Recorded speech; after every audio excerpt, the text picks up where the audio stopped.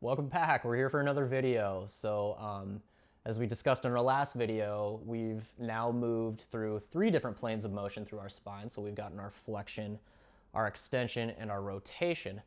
So the last functional pattern for our spine to go through is our side flexion or side bend. So we're going to work on that today. This is another thing that is very, very beneficial in our lives. It's something that we don't routinely take our body through, just sort of the same as rotation, but I find that this actually becomes a little bit more limited than even our rotational stuff. I don't really see too many times in our lives where we go into our side flexion, but I do see a lot of times where when we start slumping into our seats or finding these patterns of sitting within our daily routines, we do get that side flexion. So in this position that I'm just casually sitting in here, I'm in side flexion. I've got this portion of my spine flexed to the side. This side is open a little bit more. So finding that balance between the sides is always going to be beneficial.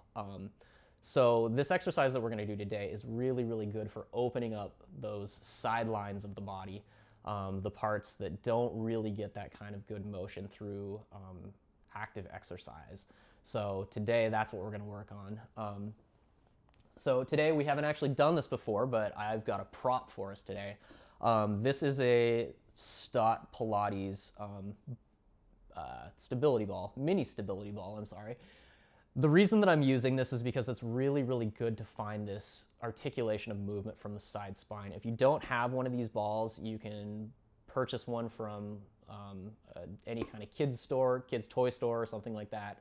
All you're looking is for something with a little bit of give.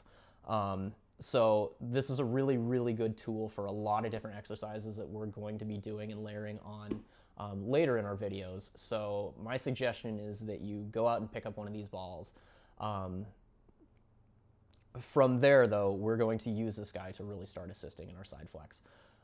So again, when we come into our exercise, what we're looking for is that neutral pelvis. We want this curve. We want to keep the curve the whole time. We're not dumping into our back, going into our slump to come into our side bend exercises. We want to stay nice and tall through that lower pelvis the whole time. We need a good engagement to get a good exercise through our side flexion. So that said, what we're going to do is we're going to take our ball, we're going to place it under our right arm.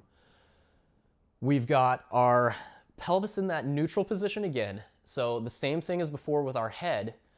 When we start coming into our side flex, we don't want our head to lead the motion. We don't want our head to stay behind. We want it to stay in line with the spine and just moving in that same functional movement with it. So we want that head to be a nice natural curve. I'm not allowing my head to just drop out to the side. I'm not holding it up in this position. I am taking it along with me for the ride. So for our exercise today, what we're looking for is we want our fingers to be the driving force. We want to feel that they're pulling us into the ground. So we're using our shoulders a little bit to get this motion as well. The other thing that we want to focus on is obviously the pelvis and the head, but we also want to focus on the rib cage. So what we want to feel from the rib cage is that we're really just inhaling and picking that rib cage up again. So like what we were doing with our spine stretch forward, we are lifting the rib cage out of its sort of casual, relaxed position, and we're stacking it up nice and tall before we go through our movement.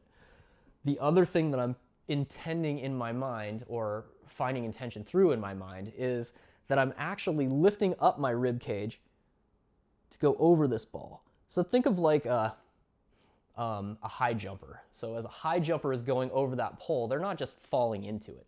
They're trying to get their body up and over it. That is our intention with this exercise. We're trying to get our rib cage to lift upward and fold over our ball. So we want that up and over motion to happen.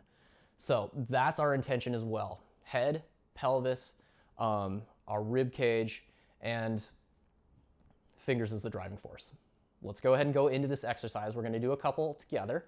I'm feeling that my pelvis is dead weight again, still in that neutral position though, holding me in there, but I don't want to be coming from the side. I don't want my hip to be lifting as I come up into this. I don't want it to lift either way. I want to feel like I'm anchored through my pelvis. I am securely, firmly seated into my chair. So from here, we're going to start doing our exercise. So we're going to take that big inhale. And as we exhale, we lift that rib cage over that ball, and those fingers pull us into the ground. I feel a really big opening right here of this portion of my spine. This portion of my rib cage is actually really, really engaging in those abdominal motions and pulling me in. And then I inhale, I roll my spine back up. So again, I exhale, lift my rib cage up and over that ball. My fingers are the driving force. My shoulders aren't rolled forward. They aren't rolled backwards. They're just in a nice neutral position, but I'm also drawing down with my fingertips.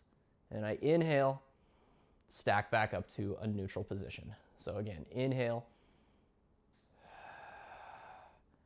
Exhale as I lift that rib cage up and over, opening and expanding. From here, we can even take a big inhale. Really, really opening that rib cage in this position. This is such a good stretch. Inhaling, stacking up nice and tall. So I'm gonna go through this exercise with just breathing, and I'm gonna do 3 on each side.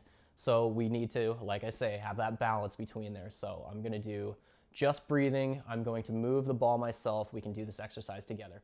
So I'm gonna go ahead and start on my opposite side that I just started from. And as I mentioned before, just gonna breathe, no talking. I'm gonna get us into our setup position though first. Pelvis neutral, anchored to the seat. Head stays in line with the spine, shoulder not rolled forward, not rolled backwards, in that neutral position, and fingertips are the driving factor down, lifting the rib cage up and over the ball. So that said, let's go ahead and start.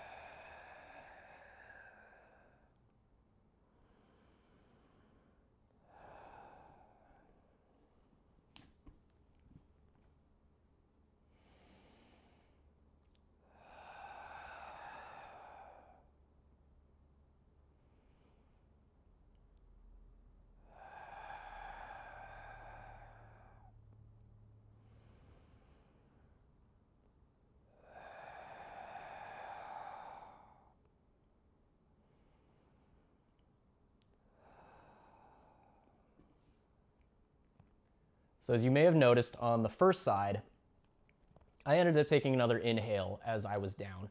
The reason I did that was the same thing that I did for the previous exercise, was I'm trying to find that engagement to where I can inhale, open up those ribs a little bit wider, and then on my exhale, I allow these muscles to start releasing a little bit more, and then my body just naturally gets pulled in downward a little bit more from gravity.